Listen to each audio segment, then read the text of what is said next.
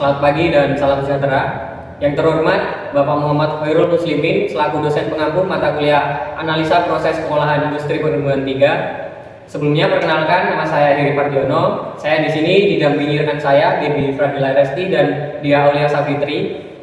Di sini kami akan menjelaskan mengenai analisis penentuan kadar kotoran terhadap kualitas minyak crude palm oil atau CPO. Pembahasan kita pada hari ini meliputi definisi, prinsip kerja, alat dan bahan yang dibutuhkan, prosedur kerja, kualitas mutu, serta contoh perhitungan. Definisi, minyak sawit adalah salah satu komoditas perkebunan yang memiliki peran besar dalam pendapatan di Indonesia. Indonesia memiliki peluang besar untuk mengembangkan produk pangan dan non-pangan berbahan dasar minyak sawit ini. Berdasarkan peranan tersebut, kualitas mutu sangat dibutuhkan untuk menentukan harga dan nilai dari komoditinya.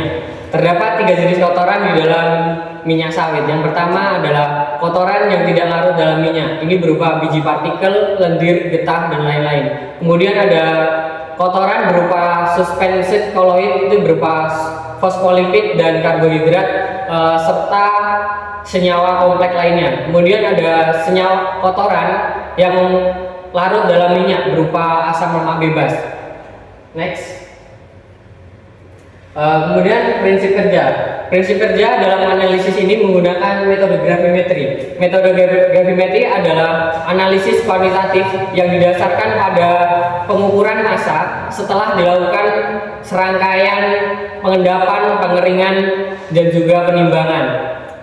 Gravimetri ini digunakan karena memiliki keakuratan yang tinggi untuk menentukan kualitas dari kadar kotoran suatu minyak.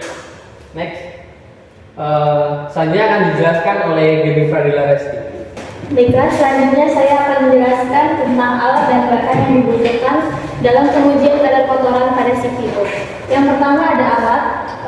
Alat yang pertama ada car Petribis, kemudian ada neraca analitik, kemudian ada pipet tetes, desikator, oven, vacuum pump, kertas saring merek nomor 1, lalu ada filtering flash, corong Bachner, dan RME serta hot plate. Kemudian yang kedua ada bahan yang kita gunakan atau menjadi bahan utamanya yang akan diuji adalah crude palm oil atau CPO serta pelarut organik heksan. Next. Selanjutnya adalah prosedur kerja. Yang pertama yaitu ditimbang sampah CPO sebanyak 5 gram dan juga ditimbang kertas saringnya.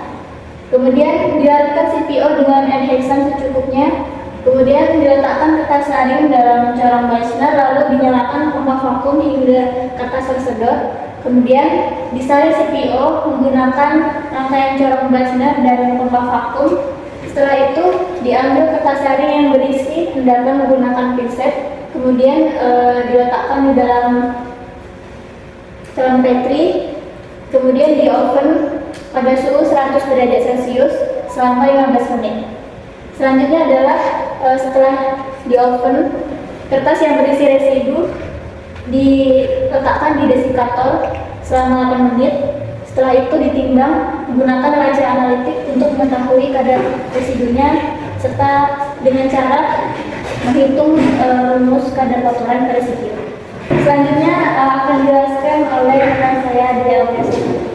Kemudian ada kualitas mutu, di mana syarat mutu kadar kotoran pada CPO berdasarkan Standar Nasional Indonesia nomor 2901 tahun 2011 adalah sebagai berikut. Kadar air dan kotoran memiliki persyaratan mutu premium maksimal 0,25% dan reguler maksimal 0,50%. Next. Kemudian di sini ada contoh perhitungan untuk kadar kotoran, di mana rumusnya C dikurang A per S dikali 100%, di mana C adalah berat kertas saring dan residu, A berat kertas saring, S berat sampel. Sebagai contoh, di sini ada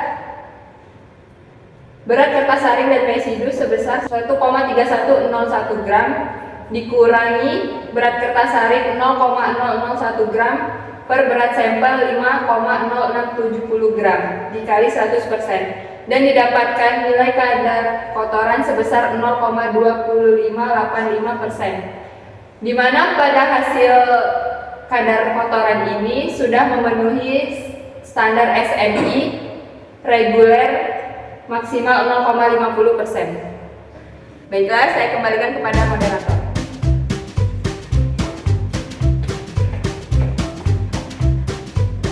Baik, terima kasih. Itu tadi adalah serangkaian penjelasan tentang analisis kadar kotoran terhadap kualitas minyak sawit mentah.